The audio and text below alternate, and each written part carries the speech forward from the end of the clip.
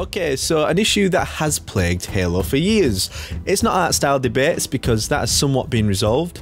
Music has been resolved because fans are loving the new soundtrack, myself included. And it's a given that Sergeant Johnson isn't coming back anytime soon, so that can't be resolved unless... Alright, that one was a little bit ambitious, but what on earth could I be talking about? Well, I think Halo's biggest problem for years has been its boss battles.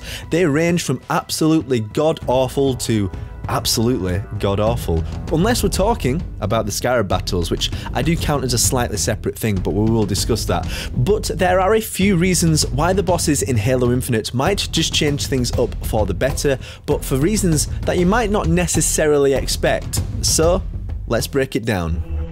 Ultimate Halo.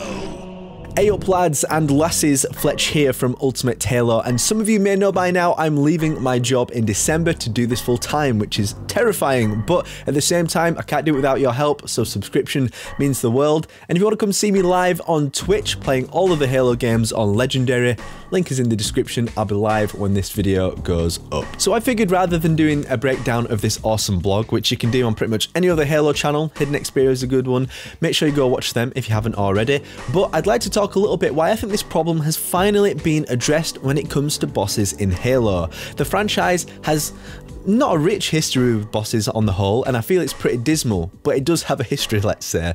So let me tell you what makes a bad boss battle in Halo, because for me, it's quick time events, things such as jump on the enemy and punch them.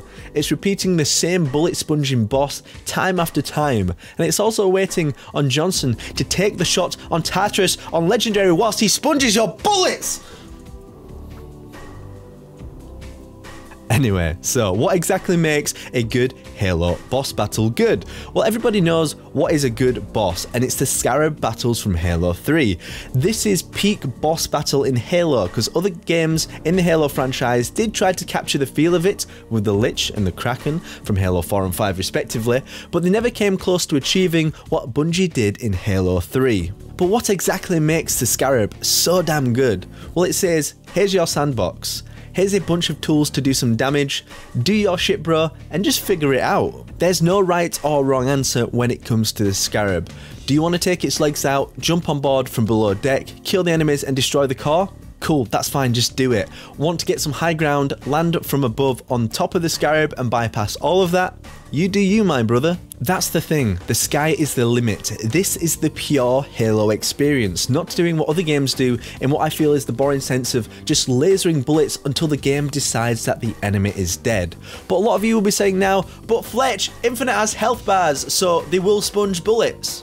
You know what? Correct. And I never said it was a perfect solution. So I suppose the difficulty in this now is how exactly do you get something that's so large in scale, such as the Scarab, and then scale it down into the size of a Brute or Elite and provide a somewhat similar experience? It's a good question, and Infinite's latest reveal trailer does actually do a fantastic job at answering that question, and it's the sandbox once again. Look at this encounter with Tremonius, or however you say it in the trailer, which I've so kindly put in slow motion for you all. Chief grapples towards him, smacks him in the side, grapples a fusion coil and launches it at him. Now this does look to be one of the smaller bosses from what it seems, but even if he had much more health, let's say for example, I'm still looking around this environment thinking, what can I possibly use against this guy to cause more damage or defend myself?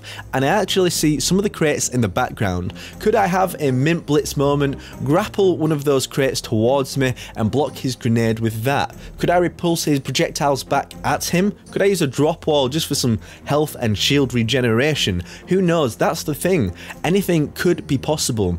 We see the same in the mini bosses later on in the mission. We use the drop wall to our advantage, as well as the other equipment and upgrades to navigate our way around these gameplay scenarios, unlike Halo 5 for example, where it's as simple as, here are some weapons, shoot the guy until he goes boom. Perhaps that's an oversimplification, but overall I think Halo Infinite's approach to bosses is by far looking to be one of the best. So now they just need to add a Scarab battle at the end of the game maybe, I don't know. And as long as it's good as Halo 3's iteration of it, I think 343 are onto something truly special to resolve one of Halo Infinite's one of Halo's biggest campaign gameplay issues for years. So what do you guys think? Are you happy with those boss battles? What are your ideal boss battles in Halo? Let me know in the comment section down below. And once again, my name is Jack Fletcher.